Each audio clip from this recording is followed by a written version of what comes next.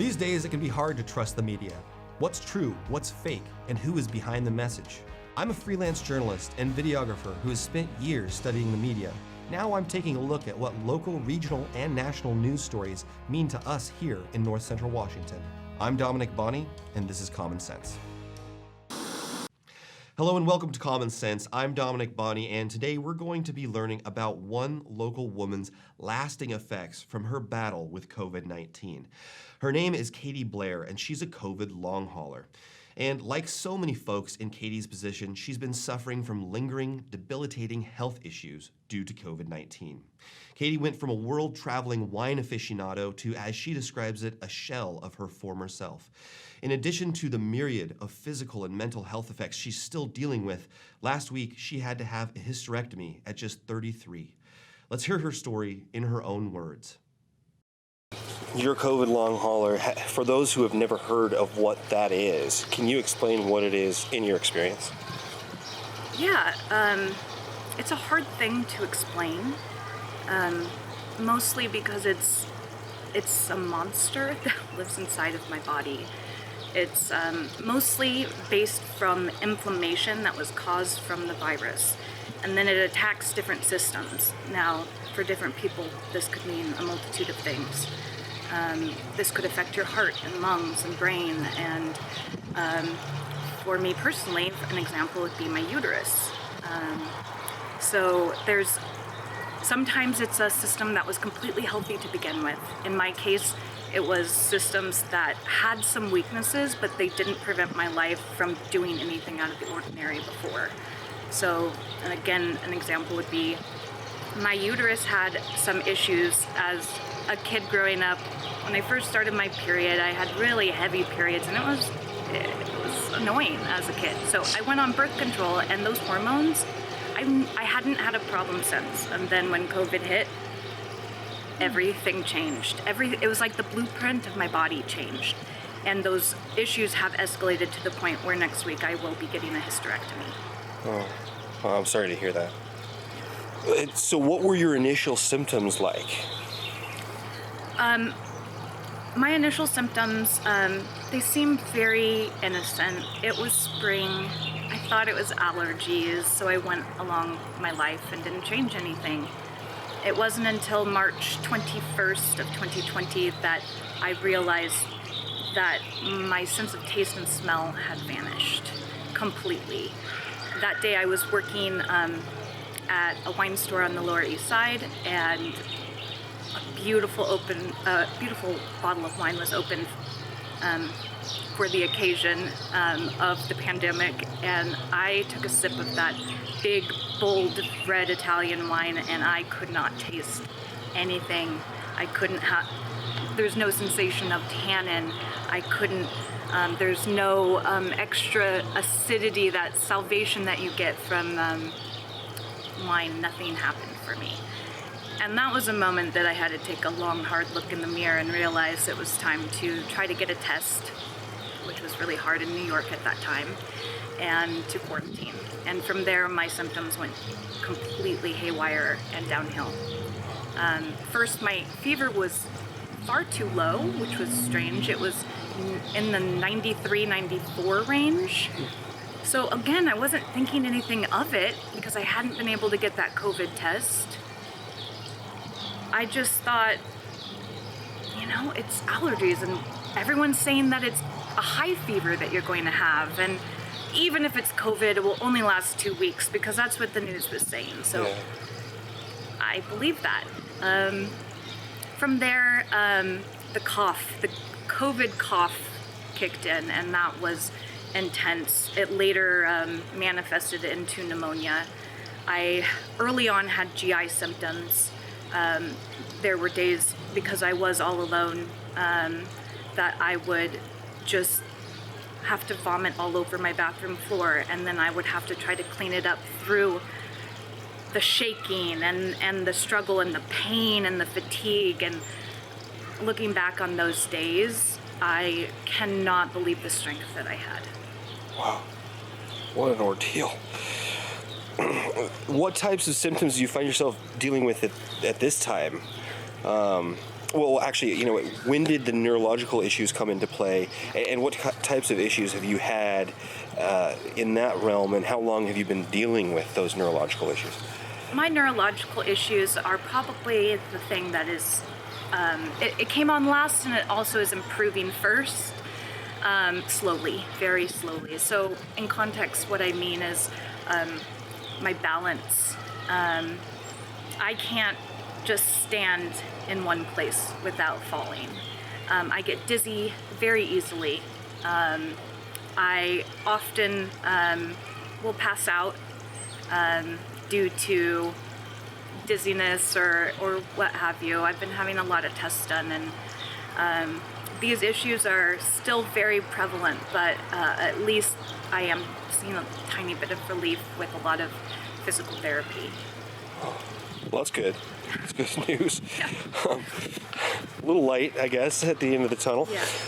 What types of symptoms do you find yourself dealing with this at this time, neurological, or otherwise? Yeah. As I mentioned, I will be getting a hysterectomy on the 2nd. I will also, that same week, 2 days later, I will be getting a biopsy of my stomach done. I have a lot of stomach issues.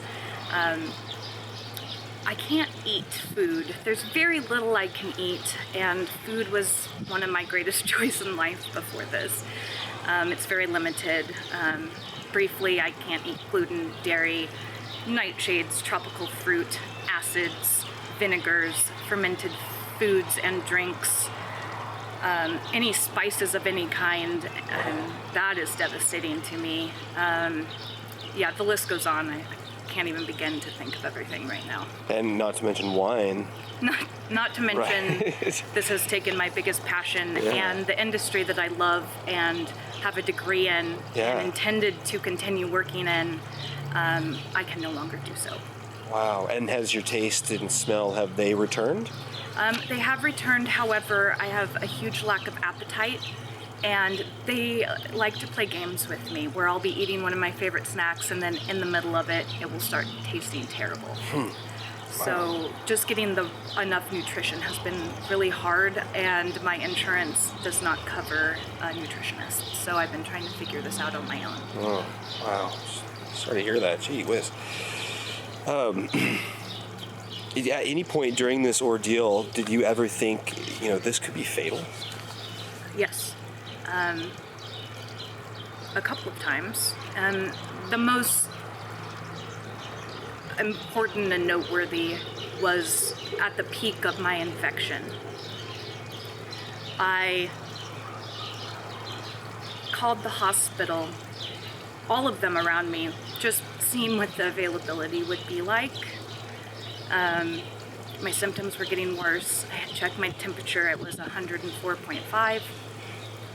And they said the shortest wait time was 6 hours just to get my feet in the door. That's not to see a doctor. And it was snowing that night. So I decided I was going to go back to bed.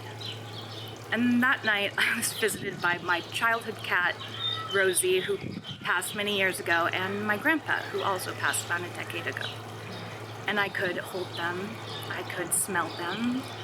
We were talking, it felt so normal. But in the back of my mind, I was like, this is not good, girl.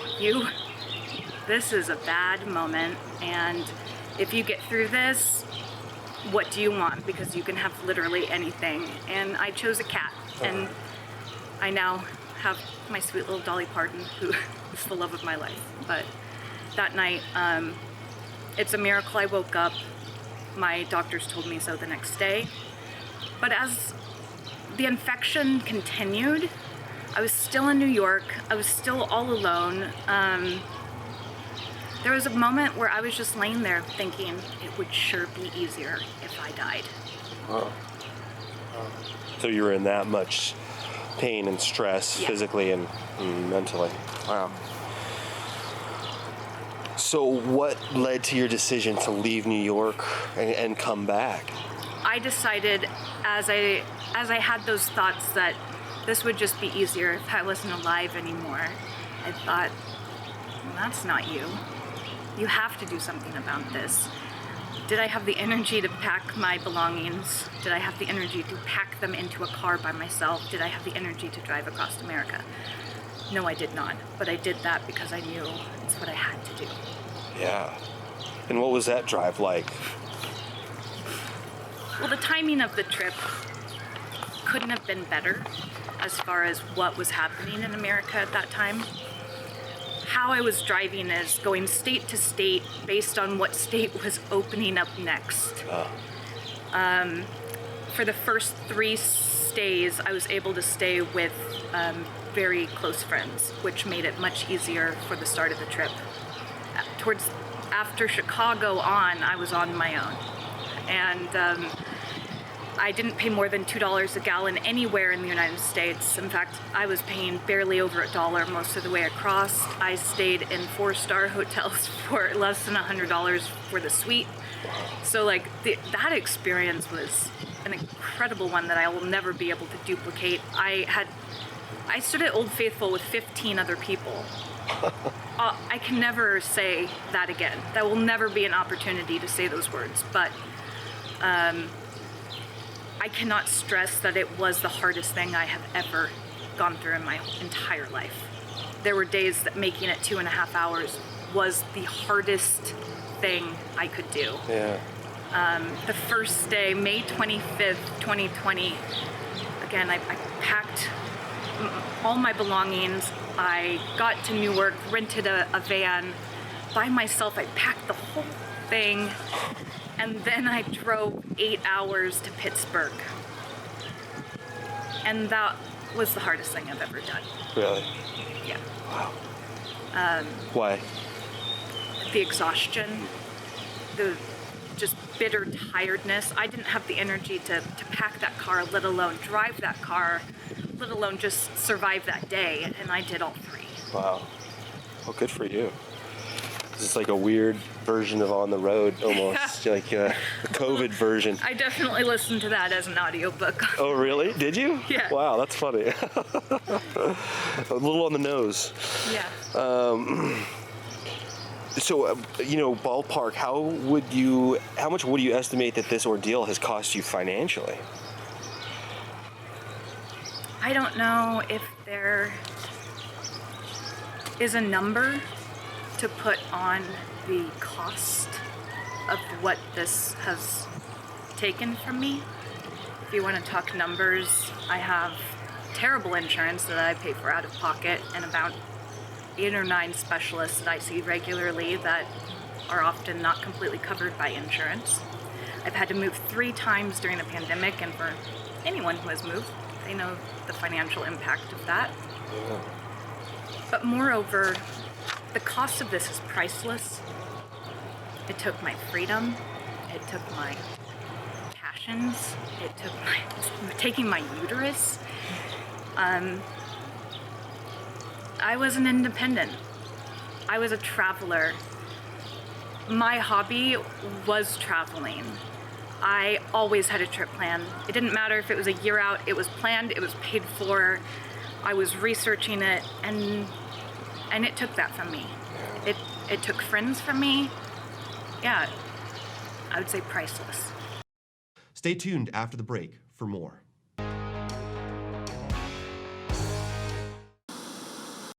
Spring brings new beginnings, new growth, and new hope. At Pat Armstrong Ford, we work hard to make sure you find the right vehicle for your lifestyle and season. Spring means more time outside, spending quality time with friends and family, enjoying everything the new season brings. Whatever you want to do out there, we've got the vehicle to get it done. Get your spring started right in a new Ford or Lincoln at Pat Armstrong Ford, where we are community strong. Are you a take charge kind of person? Consider a career as a health unit coordinator. You'll work to keep health facilities running efficiently by coordinating medical providers, patients, and departments. The Charter College Certificate in Health Unit Coordinator program can get you up to speed on basic patient care, health records management, health and safety procedures, and medical billing. And the 10-month online program includes a computer you keep. Get started at chartercollege.edu, where we work to get you to work. Hi, I'm Chuck Dronin, Managing Member at Eplidolin Retirement and Assisted Living. It's been a tough year for all of us, but especially for those working and living in senior care facilities. Over the course of these many difficult months, our staff at Eplidolin has been vigilant in adhering to federal and state guidelines to protect and assure the safety of our residents and their caregivers. If you're in need of assisted living for a loved one, give us a call at Eplidolin. We're here for you. At Wenatchee Power Sports, we proudly offer the Polaris product line. Polaris builds the highest quality side-by-side in the industry, with off-road capability that's second to none. The Polaris pre-order program allows customers to purchase the vehicle they want without having to select from limited dealer inventory.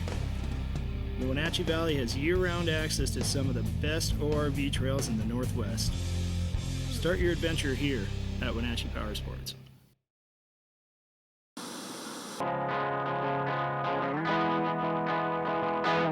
Welcome back. Before the break, Katie told us about the financial and physical tolls the long-term effects of COVID-19 have taken on her body, including a gluten tolerance that has robbed her of one of her greatest pleasures, the ability to enjoy food and wine. It's also robbed her of her independence, some of her strongest relationships, and at just 33, she now has to undergo a hysterectomy due to the complications with long-haul COVID. Now let's dive right back into that interview and learn more about the emotional and mental impacts of long COVID, as well as what Katie wants the public to learn from her story. What do you think that people should know, the public in general, maybe not people who have dealt with COVID, and it's, about COVID and its long-term effects on folks like you? The only thing I have to say is this is preventable. Get vaccinated. Wear a mask if you're not vaccinated. Protect your children, because you would be shocked, because I was, of how many children are in my support groups or their parents. Parents saying that they don't recognize their children's personality, they don't know how to play anymore. This is all preventable, so please do your part. What was it like seeing that response to the Wenatchee World article? You mentioned that a little bit before, but what was it like seeing the responses from the community about that Wenatchee World feature, on your story? Well, I had an outpour of support. I'll start with that, the positive. It really gave me a sense of purpose, and it made it feel all worth it. It was stressful for me to do that interview and the photo shoot, and they were wonderful, and I appreciate the reporter and the photographer for doing so.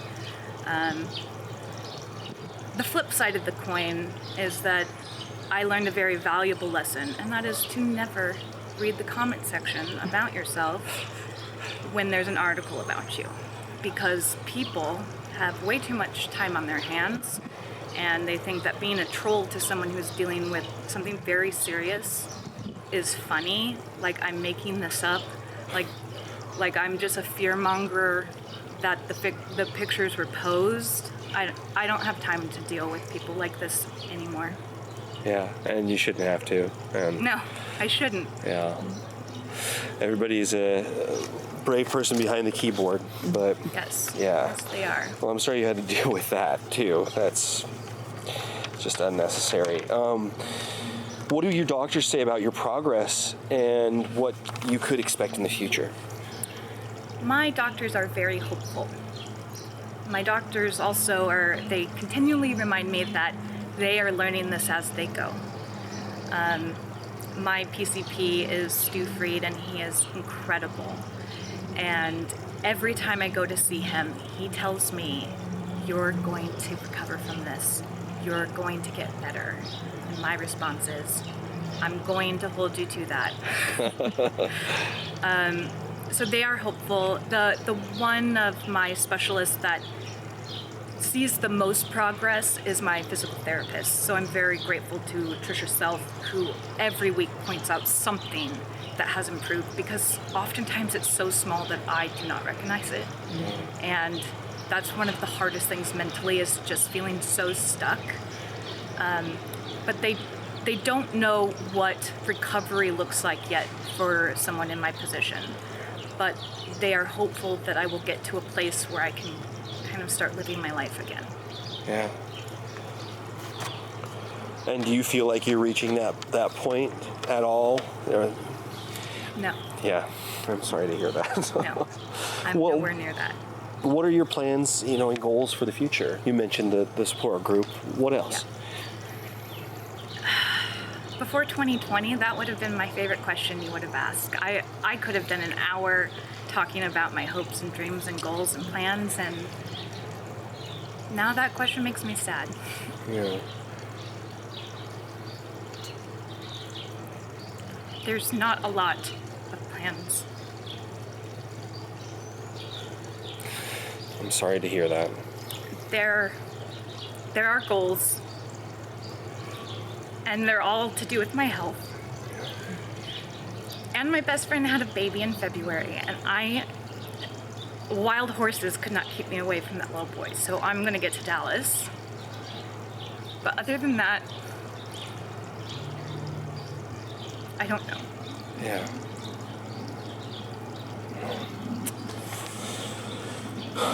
Is there anything else, that we didn't cover that you think the public should know about your story, your experience?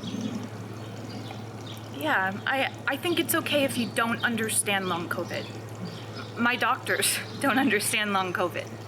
I don't understand long COVID, and I deal with it every day.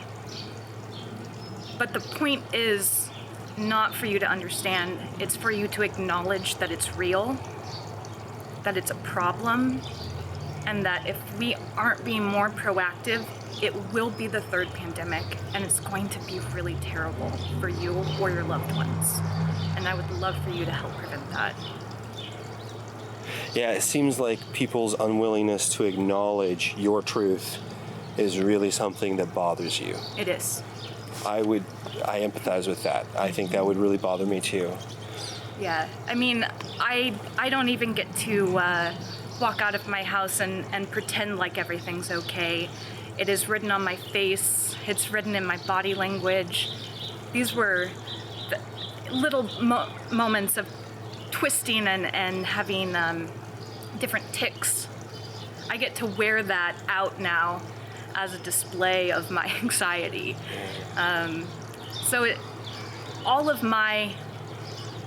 They talk about invisible illnesses, and it's so important to treat everyone with respect, because you don't know what people are going through, or what hardships, or what invisible illness they may be dealing with. So that, I think, is the biggest takeaway that I have learned from this experience. It's just to be kind. Yeah, absolutely. Well, my favorite definition of bravery is being scared of something and doing it anyway. And I think what you're doing right here and right now, today, sharing your story is bravery in action. So thank you for having that bravery to share, to put yourself out there. And I know that you're doing it to hopefully benefit other people, to keep other people from dealing with what you've dealt with. So, absolutely. Kudos to you. Thank you. How do you unring a bell? How do you take back misinformation and disinformation that, like a virus itself, infected the brains and thought processes of millions of Americans, causing them to turn on fellow Americans and deny the reality they lived?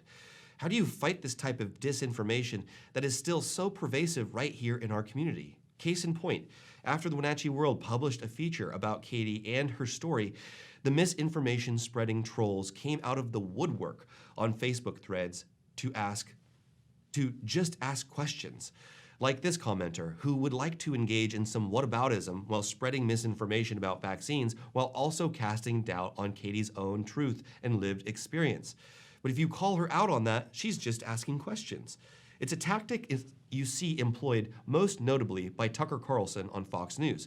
Tucker asks ridiculously loaded questions in order to make a point while also avoid being held accountable for making a point, because that point is framed as a question. It's actually a clever way of having your cake and eating it too. For instance, I could ask the question, does Tucker have an obsession with bow ties because of a traumatic childhood childhood experience during class picture day that stunted his emotional maturity at age 11? Or do Tucker and Fox News know that they are repeating white nationalist talking points like the Great Replacement Theory to cynically court and gain viewership among those who see hate as a hobby?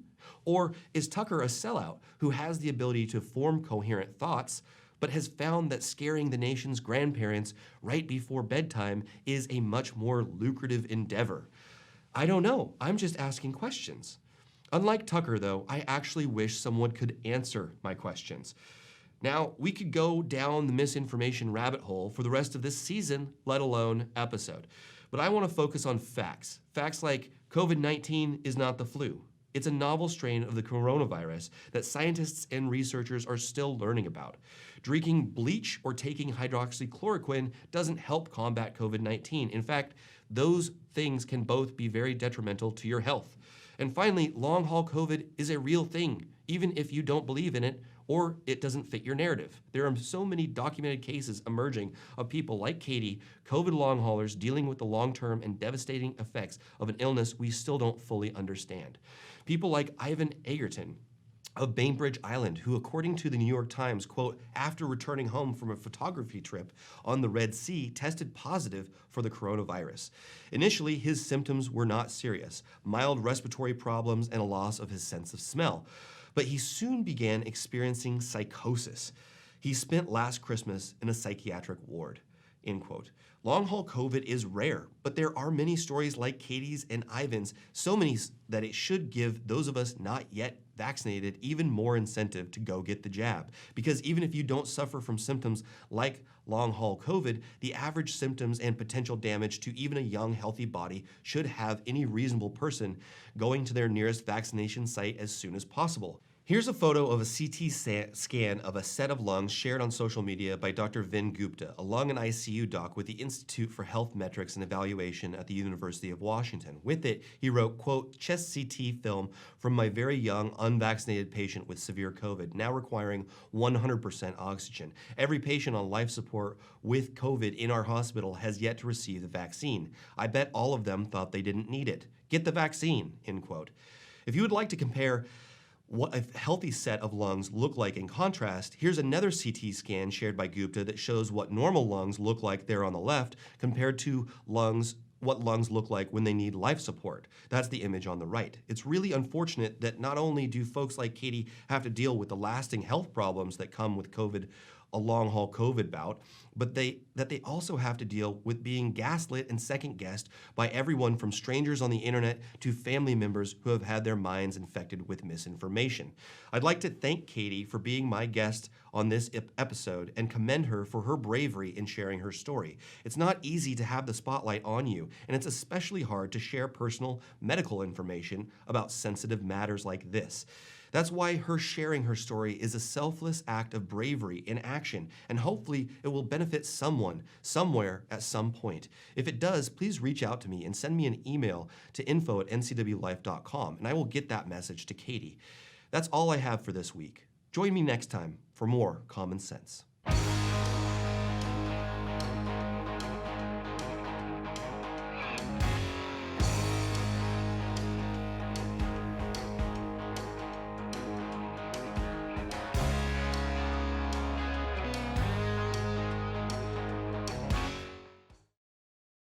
At D.A. Davidson in Wenatchee, they believe your investment success begins with a personalized plan.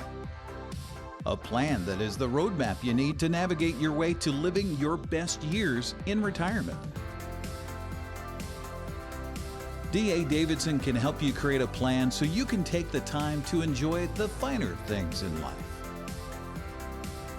Let the financial advisors at D.A. Davidson help chart your retirement future today. I'm John Divis from Wenatchee Dental Arts, and I like to think myself as a comprehensive dentist. We are an office that treats people comprehensively for their dental problems. We do a lot of general dentistry in a broad sense. We don't send everything out. Things that we have the ability to do in the office, we like to keep in the office and under one roof and keep things as complication-free as possible. You can come to one place and have all their dental needs taken care of. In a world afraid of technology, one man, one show will bring you the newest innovations that may just change your life. This summer, Ray McNeil and your Weekly Tech Update is your Weekly Tech Update with Ray McNeil.